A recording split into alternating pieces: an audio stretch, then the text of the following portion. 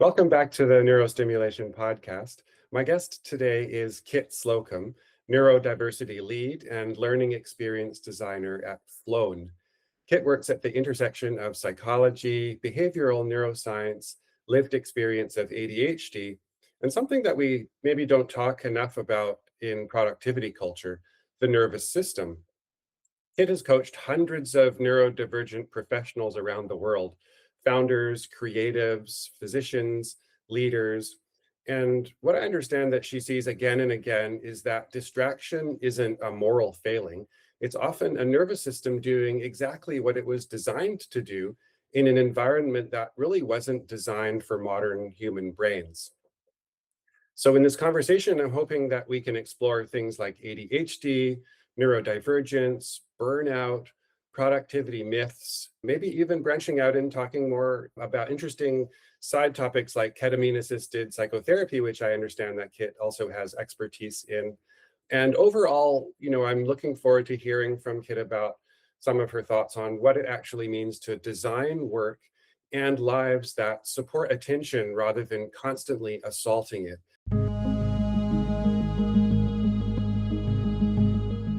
So, Kit, thanks so much for joining and welcome to the podcast.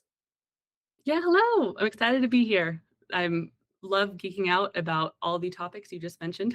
So I'm excited to have a good hour-long conversation about this. It's nice to meet you. Super. Yeah, thanks. Nice to meet you as well. Maybe you could start off by just explaining a little bit about yourself, your background, telling us about yourself, just so that we can get up to speed on all of your interesting work and your current projects these days.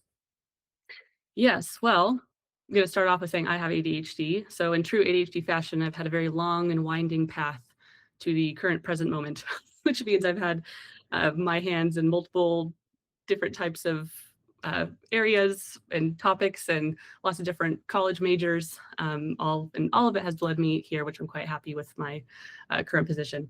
So yeah, I'm trying to figure out how far back I should go. I'll probably go back to when maybe I was first kind of interested in the brain. It goes way back. So I just for some transparency, I grew up with a pretty severely mentally ill mother with bipolar, and that kind of sparked this interest in really wanting to understand human behavior, and that has really just informed my entire life of I want to understand people and how we act as individuals, the systems that we have within us, the systems that we exist outside of us, and because of the mental illness there, I had kind of a rough upbringing, and so it wasn't. Went back to school a little later, so I put myself through college, working full time, and that is, I tried different majors, and it wasn't until I took my first psychology class where I just could not get enough, to the point where I would read forward in my textbook. So we had assigned reading, and I'd be like, "Oh, I'm gonna read the whole thing in like 2 weeks." So that was, where the emergence of my love for the brain and people and behavior really started to solidify. And then, from there, I just started working in different labs and things in school. And then I kind of moved into I found working in labs quite dry. I was like, I want to be on the people-facing side of things. So I started working as a coach in higher academia, the University of Washington, and helped different kinds of students who were on academic probation, or if they were first generation students or students saw over time with neurodivergence, but a lot of them struggled with the college experience just because they didn't have the right tools and system design for them, or they never have experience before or had parents that showed them the way. So that was where I got my first taste of coaching. And as I said, a lot of my students there were neurodivergent, and I started to see patterns within myself that my neurodivergent students had. So I was like, oh, interesting. And then I would struggle sometimes in college with taking tests on time, and it was starting to be clear to me that I might have ADHD. So I went to go get my formal diagnosis. Within 20 minutes, he was like, "Yep." So became medicated, and my whole life kind of changed. Things got a lot easier, but that's still that burning desire to understand people and the brain was still there. So I feel like the medication and just having the knowledge of that I have ADHD was kind of starting to bring in the lived experience. And then, I already had the kind of more academic coming in as well. So yeah, it's a little long-winded, but a time in my adult career, then I started, continue with coaching, and I went into instructional design with, kind of is where my learning experience design came in. Again, it comes down to human behavior, how our brains like to learn best, how we retain information best, our memory, our focus, and then did that for a while. Then COVID hit, and it was really challenging. And then somehow I found myself in working for, I'm not going to name the name of it, but it's a telehealth ketamine company, and started working there.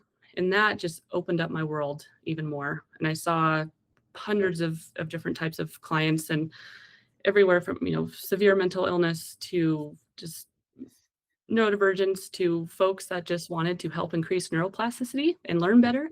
So very, very diverse panel of people from all over the state, different age ranges, different kind of cultural backgrounds. And it was really beautiful to see just, my brain was just soaking all of the patterns up of this behavior because of this context or this person's familial upbringing and their cultural upbringing plus their neurodivergence kind of creates these outcomes. And I started to kind of see like every individual is this kaleidoscope of experience. We all have multiple variables kind of affecting us. And so how, our personality traits manifest, how our neurodivergence manifests, is all going to be wildly different. So how the tools and strategies and environments that work best for individuals are also going to look wildly different. And so that poses a challenge that, okay, we live in a very one size fits all kind of world. And it's not conducive to a lot of folks' success or well-being. This was an idea that started to pop up when I was at the telehealth ketamine company. And then I found Flown. So, and they kind of posed I get a bit of a solution, like one solution to what I was seeing.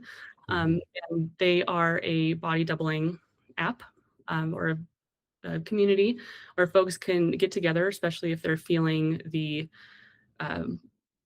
the outcome of being in this new remote workspace after 2020, and we're dealing, with loneliness and the inability to focus, and again that loneliness kind of factor is a large one.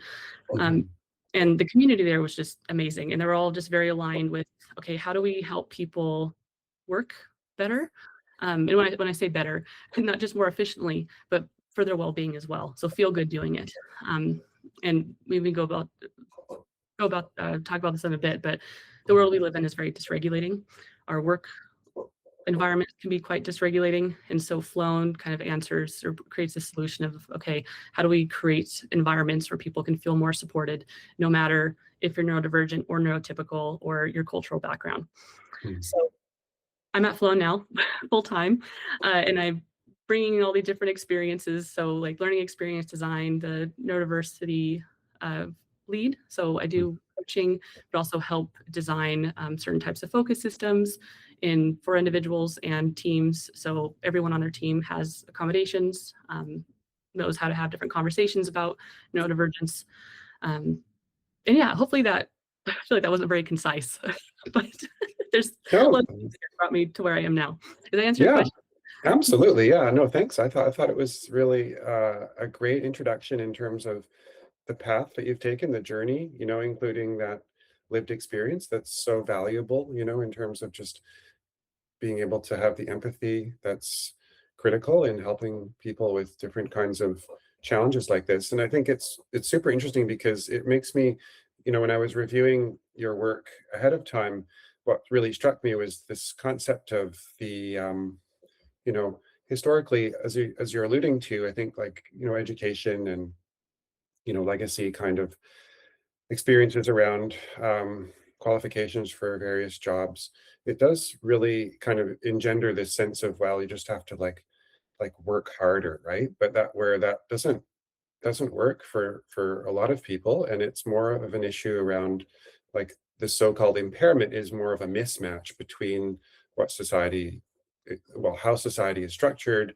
like say the you know the school or the workplace, how it's structured, and what really that's demanding of people, and how it's not respectful of a variety of different ways that people are actually best able to learn and perform for Mhm. themselves. So it's like, and I think perhaps you can talk a bit about it, but from what I understand, that you have this concept of people living life on hard mode, which I love because, growing up in the 80s and, being interested in video games and thinking about, yeah, it's like living life on like super hard mode if you're playing a video game, right? So how, like maybe if you could explain for us some of your thoughts around those kinds of topics. Yeah, oh, that's great to hear. I'm a huge gamer as well, so that's where it kind of informed, that idea. Uh, yeah, so I mean, if you think about I mean, if we're just talking about neurodivergence, the world wasn't necessarily designed with neurodivergent people in mind. A lot of our systems are very linear, rely a lot on being very punctual. It kind of appeals to a very certain type of brain and way of cognition or yeah. Uh, so when I've seen this with all my clients, and I'm trying to just stay in the realm of neurodivergence, but I see this with my chronic illness folks as well, or folks with more severe mental health challenges. Um, yeah, it's like being on hard mode. A lot of people almost have like a manual, especially if you have, a very comfortable familial situation and your parents went to college and they'll teach you how to do these things and exist in life. And um, some folks don't have like the same, uh, those resources. And so it's just almost like bewilderment. It's just like, how do I do my taxes? Like, how do I budget? How do I make sure I get to these appointments on time? Um, so yeah, so I guess it does, feel like Mhm. life on hard mode or maximum hard mode, and I try to normalize that a lot in the course I teach and with my clients that, there's often this narrative that we're the problem, like, "I'm lazy, I'm not smart enough, I keep messing up, why can't I just do this right?" And a lot of the some systems that we're in, sometimes it is our family, sometimes it is institutions, school, like universities or, um, just our work, they kind of reinforce those beliefs, even if it's Mhm. covertly, and sometimes overtly. There's folks that kind of say, "Oh, people with ADHD are just really lazy." But just bringing us a normalization of my clients that it's not their fault. They're living in a system that wasn't designed for them with them in mind. Mhm. Yeah, and I guess it's what's exciting is that with increased awareness about that, then that's how things change, right? Where there's change of expectations, then change of framework.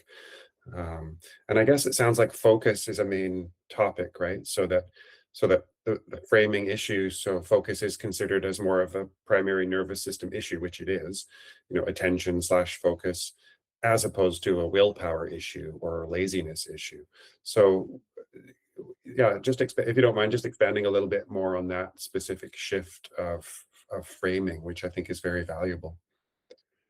Yeah, yeah, and I wanted so again, just focusing on neurodivergence, but I want to just preface this by saying we live in a very dysregulating world right now. I mean, I think that I assume that we are in the most quickly moving, complicated, fast place in human history than we ever happened before. We have a little computer in our pocket where we have access to not only our immediate community, but world atrocities globally. Pings and dings are going off. We have constant to-do lists if we're working and trying to have a family and take care of ourselves, and it's just a lot. Mhm. So neurotypical or neurodivergent, I think that we are in a very overstimulating time at the moment. But when you add neurodivergence to the mix, uh, we have, and you probably this is funny because I know you're a professor of psychiatry, so um, stop me if I'm preaching to the choir here. But just less efficient filtering, just have a little bit of different wiring in the prefrontal cortex. So our executive functioning maybe doesn't work the same way as a neurotypical person. So we're typically very inundated by a lot of different stimuli, tactile stimuli. Maybe there's a clothing tag, that's bothering us, or the temperature of the lights, emotional stimuli. We have much, much harder time filtering all of that out. So it can sometimes feel like this mental and emotional traffic jam within the brain. We have less of a tolerance than neurotypical people there. So we add our very dysregulating, overstimulating world on top of the kind of brain structure that we have. You can see that it's just creating this kind of hurricane of thoughts and emotions and feelings, and that's not conducive to focus. Mhm. So, and the constant overstimulation does, kind of activate that sympathetic nervous system. And I always say this in my courses: our sympathetic nervous state isn't a bad thing. It's obviously been designed for a reason, but when you're in it too long, then it can cause things like health problems and just throw us for a whirl.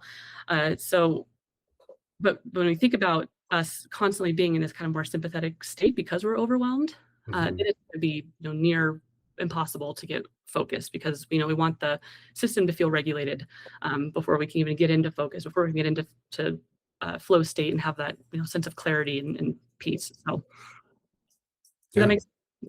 No, absolutely. It does make sense a lot. I mean, the executive function piece is obviously super important, right? And I guess I'd be interested to hear about in your teaching and in your coaching, what are some steps that you might suggest so that perhaps neurodivergent people have tools so that they can, encounter their daily kinds of experiences with less propensity perhaps to get overwhelmed. Because I mean, personally, like I think I have a degree of, or maybe a little more than just a degree of, like a high sensitivity. Like I'm quite sensitive to sound, I'm quite sensitive to overstimulation, and I'll typically, want to retreat and just leave. Like even like loud conversations, multiple different people, conversations going on at the same time, I find it pretty overwhelming, right? So that sense of sensitivity that you're describing, I'm pretty familiar with that. So what kinds of tools do you sometimes equip people with, say if they're, new clients, or in the classroom, if you're helping students understand that concept, and yeah, what kinds of tools could be helpful to just allow for some adaptation around those challenges? Yeah. Oh, my brain's firing off because I could give you over 50. So I'm trying to figure out where to start. Um, hmm. So there are more practical tools that you can use. So I always really encourage clients to kind of take, little check-ins and audits of how they work best. So if you are more sensitive to auditory information, or maybe you're more visually sensitive, you're more tactile sensitive, kind of start taking a little audit of, okay, in which situations have I felt most dysregulated? What feels really sensitive to me? And kind of keep a little list, because then you can start creating accommodations for those particular instances. So, for example, if you are someone, and I'm using myself for example, in this situation, I'm really visually sensitive, so I have to have very specific lighting. Fluorescent lighting gives me really bad headaches. It makes me feel really overwhelmed. I actually do start to get that sympathetic response. Mhm. If you are more auditory sensitivities, I have one colleague who wears noise canceling headphones when she goes grocery shopping, just to kind of drown out the noise a bit. And so it's really kind of treating yourself with some curiosity and then compassion, as you would, it sounds a little cheesy, as a best friend, and be like, hey, okay, so I'm finding some challenges here, here, and here. What are some ways that I can kind of bring in some more practical kind of tools? So that's one thing. But I think some as a tool that I use a lot with especially new clients that come and see me, they're usually in pretty severe burnout. I have this spectrum of burnout. So there's green, yellow, orange, and red. And green is you're pretty regulated. You can handle most of your everyday kind of tasks and things. Yellow, starting to feel a little wobbly. Maybe your energy battery, you wake up and it's about 80% and starts to drain. Um, Orange is when maybe you're seeing a lot of your burnout signals come up. So maybe you're more irritable, a little more weepy. I get really weepy. Struggling to focus. To some of those kind of signals. And then red is almost debilitation. You're having trouble feeding yourself, basic hygiene, absolutely no motivation, just absolute feeling awful. And so when clients come to me, they're usually in the orange or the red. So they're at their wits' end and they really need some help. So like, time to get a coach. So I use a tool called the energy regulation matrix. I'm gonna try to explain this without the visualization in front of me, because again, I rely a lot on visuals. sorry to interrupt you, but I'll get a copy of the visualization. We can add that in the show notes for people and they can just click on that and have a look and see. But yeah, Oh, carry wonderful. on. That's great. Yeah. Yeah, so it's called the Energy Regulation Matrix, a tool I designed quite a bit ago, but based on the patterns I was seeing with folks. But there's an x-axis and a y-axis. And on the y-axis is your nervous system regulation. So you're feeling regulated or dysregulated. And on the x-axis, there is regular energy. So is this energizing you, or is this kind of taking away your energy? And those concepts sound pretty similar, but they're actually a little different. I'll explain why in a second. So when we're looking at the nervous system regulation part of the graph, so things that might be really dysregulating are certain people in relationships, or being overstimulated because there's too much sound going on. Or things that are regulating might be really safe people that you feel like you can be yourself with, you can completely unmask around. Maybe a gentle yin yoga, taking a bath. I used to sniff my cat's ears. He's passed now, but like petting a pet. So things that really make you feel safe and calm. And then on the other axis, the x-axis, we have energy giving and energy draining. So energy giving could be a cup of coffee, a really stimulating, great conversation with a friend. On the other hand, the draining could be watching a really long presentation, maybe listening to a friend who feels very safe, but maybe they just yap and yap and yap. Maybe I'm talking about myself. And so you're feeling a little bit drained after, even though you're still feeling a place of safety. And the power of this graph is you can really start plotting the different kinds of people, experiences, and things in your life that are nervous system regulating and energy giving. And this is such a powerful tool. I'm really glad you're going to show the graph, because once folks can kind of take that audit and see which kind of people, which kind of activities in their life are regulating and energy giving, they can start, first of all, take a look at that graph and see if most of their activities are in maybe a different part of the graph. So in that energy draining, nervous system dysregulating, if you're seeing that a lot of your activities and people in your life are kind of nestled in that area, it's a good idea to be like, okay, I think maybe I need to start bringing in some of these activities. So it's all about awareness. And this tool I use with pretty much every one of my clients. And to get out of burnout and to regulate ourselves, we want to just keep kind of looking into our toolkit in that upper part of the graph of the nervous system regulating and energy giving activities. How did I do about explaining that without the graphic? It's really difficult. It was great. It was fantastic. And that sounds like such an incredible tool. I'm just so looking forward to seeing the graph and posting that and hopefully even, if that's okay, starting to use it as well, because I think that I can think of a number of people that I could potentially suggest that kind of approach for. I think it makes perfect sense, right? And even in terms of like what it makes me also think of is this idea. I mean, I find the idea of energy giving and energy draining very compelling, right? Because it makes me think of things like, introversion, where people kind of feel as, because I'm a very, a pretty high introvert, you have this sense of needing to retreat, you have to kind of, like, the introverted part is that you need to sort of retreat into kind of alone time to be, or at least, not time with like a bunch of other people, to be sort of restored in terms of energy. Whereas for extroverts, it's the opposite. Their restoration of energy involves socializing a lot and being out there and doing this and that, right? So there's that kind of polarity.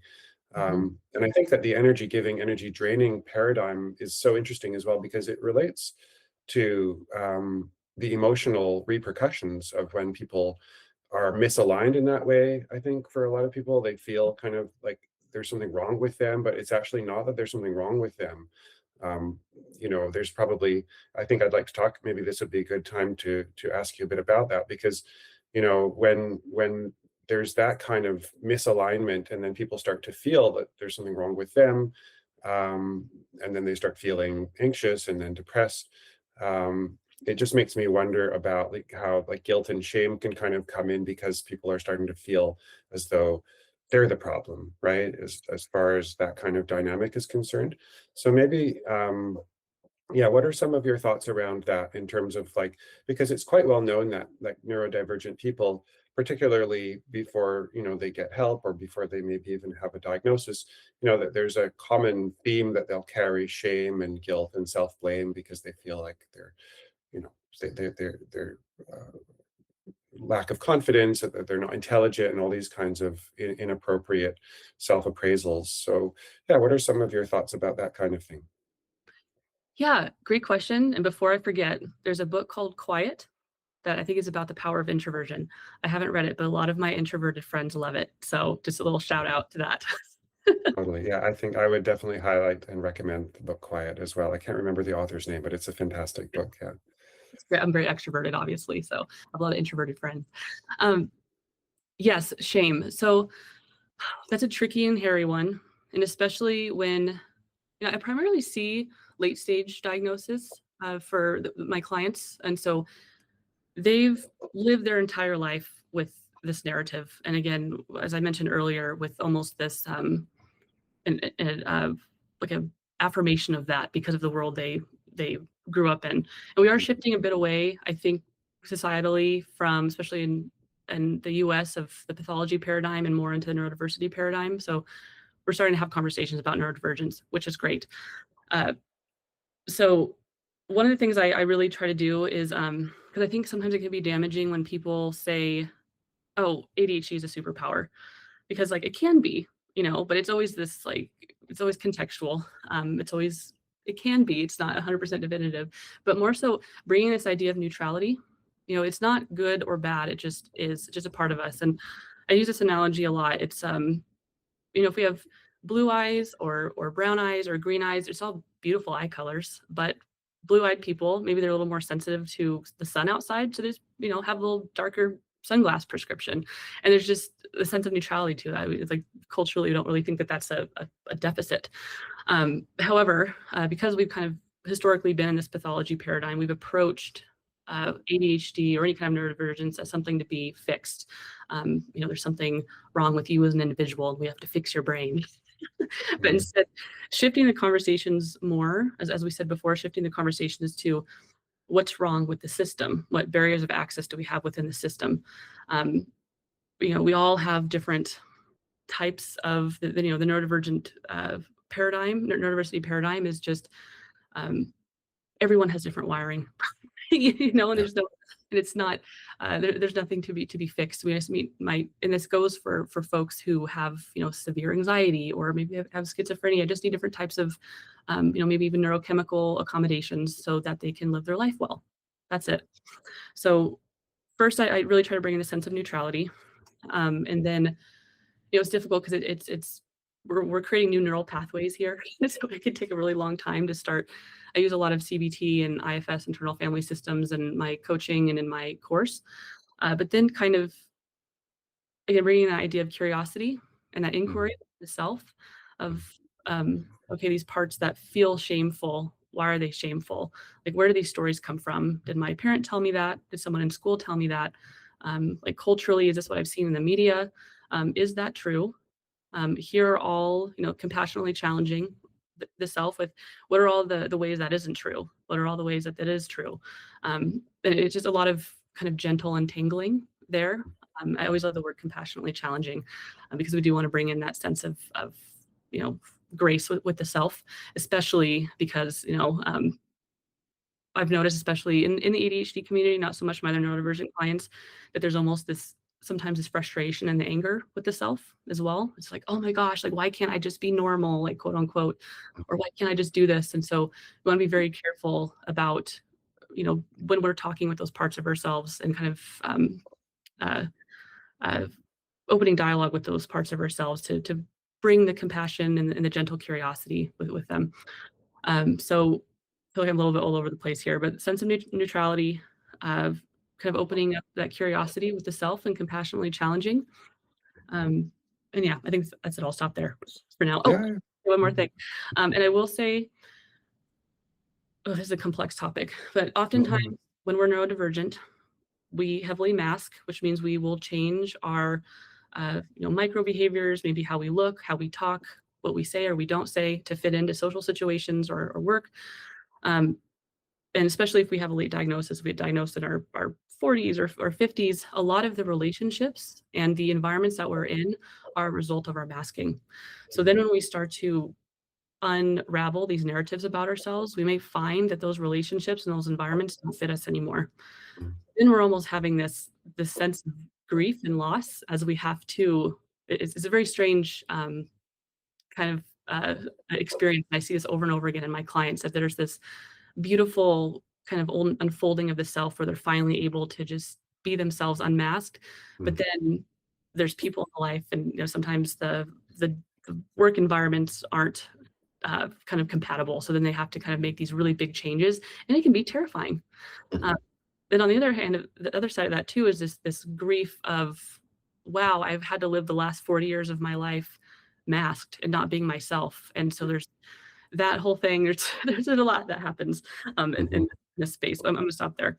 You know what? It's actually a really perfect segue, because what that exact thing that you just mentioned makes me think of is the changes that are often seen in ketamine assisted psychotherapy, right? Because for similar reasons, people find that they get contact with their genuine selves, and that creates a situation for many people, as I'm sure you've seen in your own practice with ketamine, that they then are challenged by not only just having to grieve the past and having had these masks on for many years, if not decades, but then how to go about, facing life the way that it's been structured in a new way to try to accommodate what they're learning through their ketamine assisted psychotherapy, right? So there are parallels there, it sounds like, with what you've experienced and what you coach with neurodivergent, and I'm sure there's many overlaps as well too.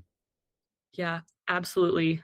There was one thing that I would always say when I started working with a ketamine client is any psychedelic therapies can be extraordinarily disruptive because Mhm. they really do just can turn your life upside down. So Mhm. it's really good to proceed with intentionality and care in those spaces, especially as a guide. Mhm. Just for that reason you just mentioned. Um, Beautiful, Mhm. but also very disruptive. I think it's the term is unspoken contract. Is that right? Or it's called, yeah, unspoken contract. And we have these kind of relationships in our life, and yeah, they're not explicitly said how they are, but they it can be different as soon as we go through the therapy itself. So Mhm.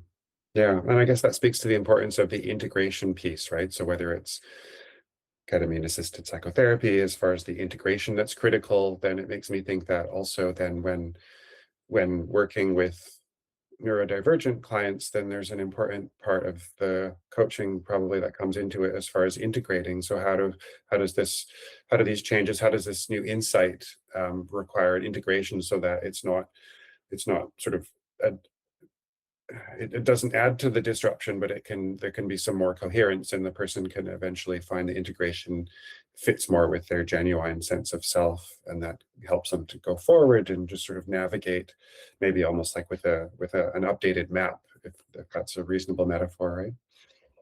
yeah, I will say I wouldn't say it's easier, but it has the potential to be easier with ketamine because you have that critical period and Mm. more neuroplastic. So any kind of new ideas or behaviors that you come in are more likely to stick. Whereas in getting your formal ADHD diagnosis is, but we don't have the additional help of the neuroplasticity happening.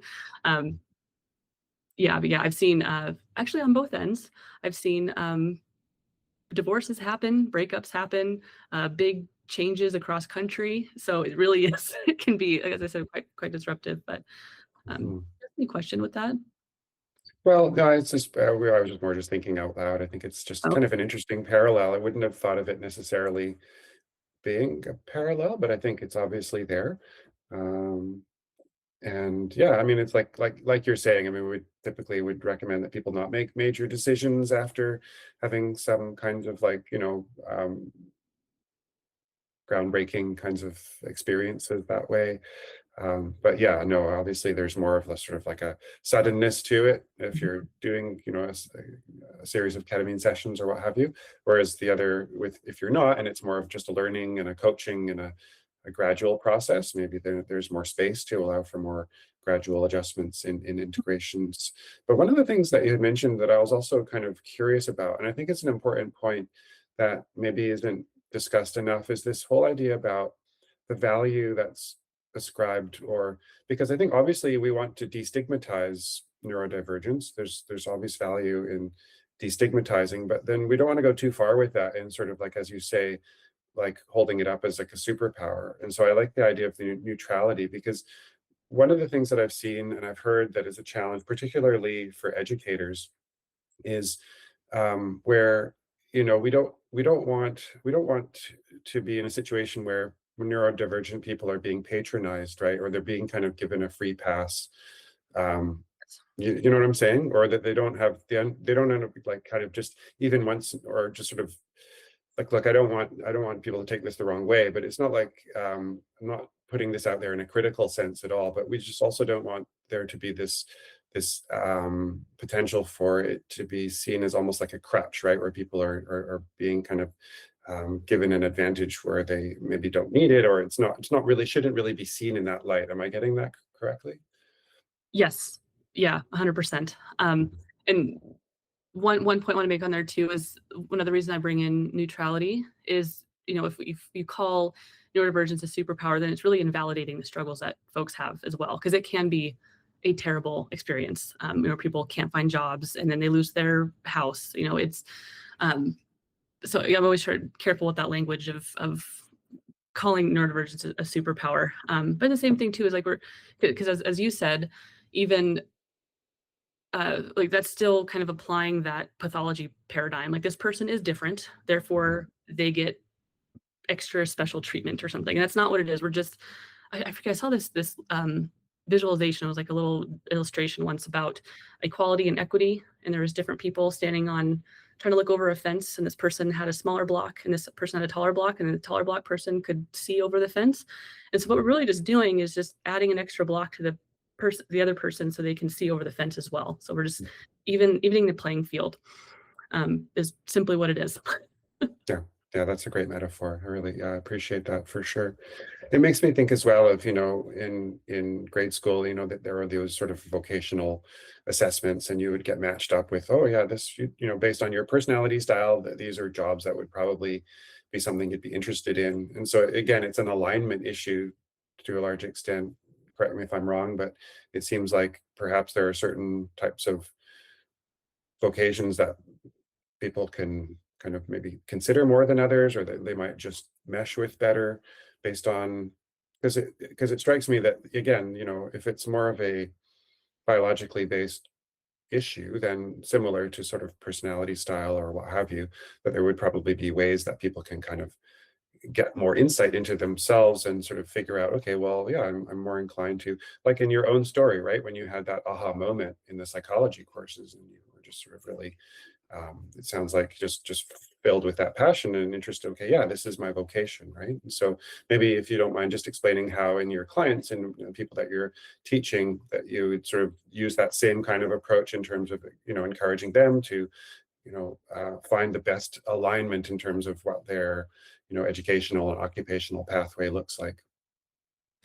Yeah, I will say it's tough. I don't think I've ever seen any neurodivergent person or someone with ADHD have a linear looking path. Very, very rarely, actually, have I ever seen someone who knew from age 5 they wanted to be, a doctor.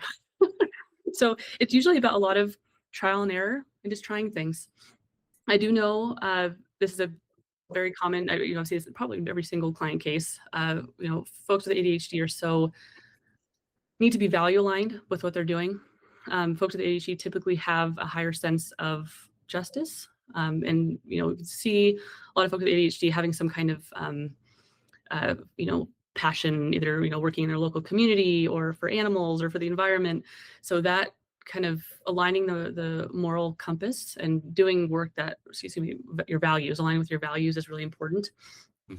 So, but then we have this challenge here. If you love doing art and you're painting every day, but you're not getting any income, then you can't support yourself. So, there's a little bit of challenge there of, I think there's this Japanese concept called ikigai, where it's like a Venn diagram of what you love, what you're good at, and I think what makes money, and then what is good for the world. And so Mhm. that's kind of a fun kind of concept to play around with to see, okay, these are the things I really feel passionate about. What can I do for hours? What is really lighting me up, and in creating a lot of that intrinsic motivation. And then, okay, out of these things, what's actually going to bring me some income right now? So playing around with tools like that, I think, and then just I see often that, especially when I was working with students, they would just feel so overwhelmed. Like, what am I supposed to do with my life? Like, it felt like this huge amount of pressure, and just normalize, like, it's not going to be always easy for us to know. We just have to try out different things. And our path is just all over the place. It's similar to mine. But Mhm. I do think if you, keep at it, we usually will find our place in life. And I will say the majority of my clients are doing work that they really love. They're entrepreneurs. They are working at startups, really atypical types of jobs where they can wear many hats. It's very dynamic. They are creative, or maybe they're working with people. Um, but they're kind of accentuating and fitting a lot of those ADHD traits, the ideation, especially professions that match the ADHD energy levels. We have pretty variable energy levels. It's not consistent. So startups are great. That's what I work at a startup as well. So you can have short bursts of energy and work, then sometimes you can pull back for a while. So yeah, if that gives any hope to any young listeners, the Mhm. large majority of my ADHD clients have found something they love, and me included. That's awesome. I love it. That's so great. Yeah, no, I mean, I think that, like, yeah, there's something that's kind of stifling and boring about sort of the legacy path that I mean, I'm not knocking it, but it is like, it's just great to know that there are alternatives, right? Like the legacy pathway of, because I'm guilty. I don't know, that's not the right term, but I guess I'm kind of, I have regrets about having kind of just gone through that linear kind of pathway of, grade school, college, professional school, career, blah, blah, blah, right? And so now this is part of what the podcast is all about too, in terms of trying to branch out a little bit and taking the more circuitous route through life that I think is more adventurous, right? It makes me think of those old Family Circus, was it Family Circus cartoons where you'd see the kid taking the route all around town and doing all these different kind of interesting things.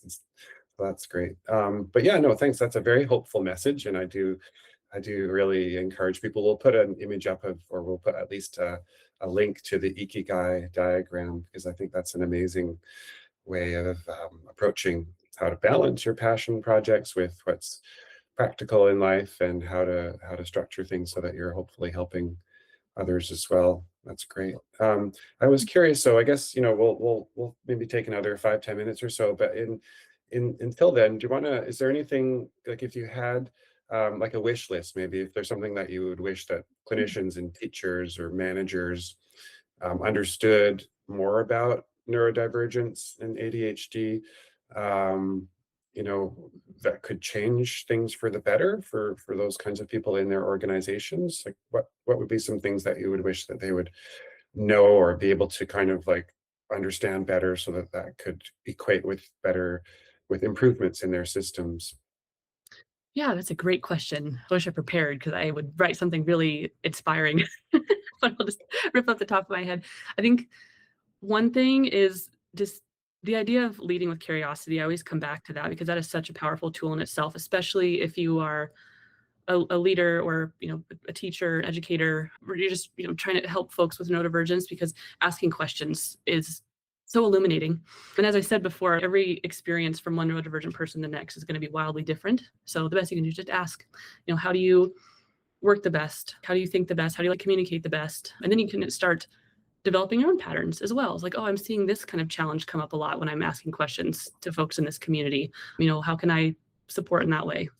And I do something I've noticed, because I've worked with medical doctors, I've worked with some psychiatrists and some professors. I promise it's not aimed at you.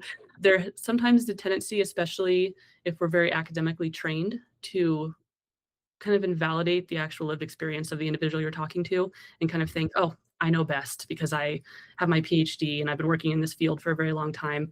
And so that could be a challenge, but to kind of release some of that and help that inform how to treat or how to navigate the conversation.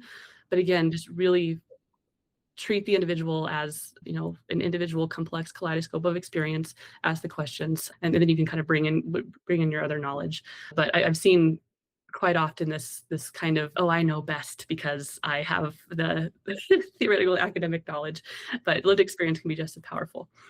And then I guess for any neurodivergent folks who are listening, there is hope. It can be a really scary and isolating experience.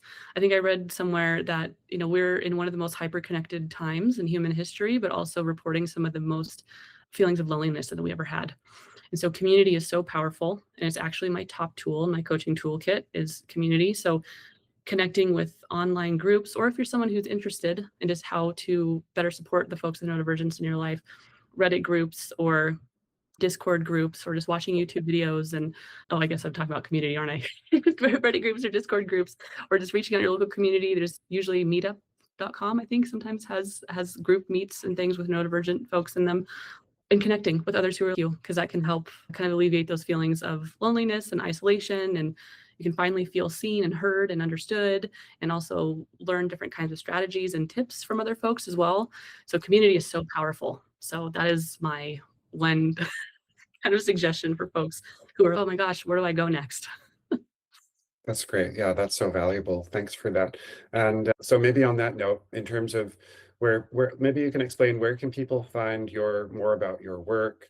Where can they learn more about sort of your projects, or maybe even sign up to work with you? Yes. Okay. So Flown, FLOWN.com is our body doubling website app, which is wonderful. The large majority of our members are neurodivergent, so lots of folks with ADHD on there. But within that, you can just find me as a coach in there as well. So I do different kinds of workshops for B2B, for businesses to kind of come in and help leaders in that space and employees kind of understand neurodivergence and how to create systems to better support your neurodivergent employees and team members. And then I also have a course. The next one's coming up in March. So it's called the ADHD Mastery Program. And it's essentially a culmination of everything I've learned in the last decade or so from all of the different clients I've seen around the world and my own experience. Very neuroscience informed, IFS, CBT informed. It's a 6-week program, and it has the kind of foundational approach as if we can understand what's happening in our brains, and we can better inform how to find the strategies to help us navigate our lives. And it's very gamified. So, living life on hard mode, and there's different levels and things because ADHD brains work best when information is gamified. So it's really fun. I think this is my 5th one. So if you look up ADHD Mastery Program at Flown, you can find it there. So I facilitate there. I do my coaching, I do the course, and I do workshops. So a variety of things. And I love to connect on LinkedIn. So you can find me on there. Awesome. That's so great. Thanks for summarizing all of that. I'd really encourage everyone to click on the links. We'll have all of that in the show notes, and just learn as much as you can about Kit's project. It's just so great. Kit, thanks so much again. I really appreciate the opportunity. It's just been a great conversation.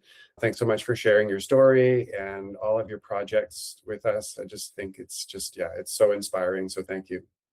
Yeah, thank you. This is really fun. I feel like I could keep talking to you for another 2 hours. So thanks so much. Yeah, you're welcome. I mean, I'm so glad, because this conversation, I thought it really highlighted something really important, and that is that focus and attention isn't about forcing ourselves to become something that we're not. It's about better understanding our own nervous systems that we already have, and that we need to just respect and be proud of, right? And say, like, this is me. And it's more about maybe designing our lives accordingly, and asking the outside world to be better aligned, not asking it, but just trying to figure out a way to integrate, to have that alignment be improved. Yes. Yep. Absolutely. That's awesome. So again, for viewers and listeners, so Kit Slocum has joined us today. She brings a rare combination of neuroscience, lived experience, and genuine compassion to a space that too often runs on things like shame and unrealistic expectations. And so if you've ever felt like your brain was the problem, I hope this conversation offers a different story, one that's inspiring and rooted in understanding, safety, and agency. So again, you'll find links to Kit's work and Flown, that's again, FLOWN.com, in the show notes. And again, if this episode resonated, share it with someone that maybe that also you worry has been living life on hard mode, and that they may also get some benefit from this kind of information and connecting with Kit and her program. So again, Kit, thank you so much for the work that you're doing, and thanks again for a great conversation. Yeah, thank you. Okay, take care. All the best. Bye.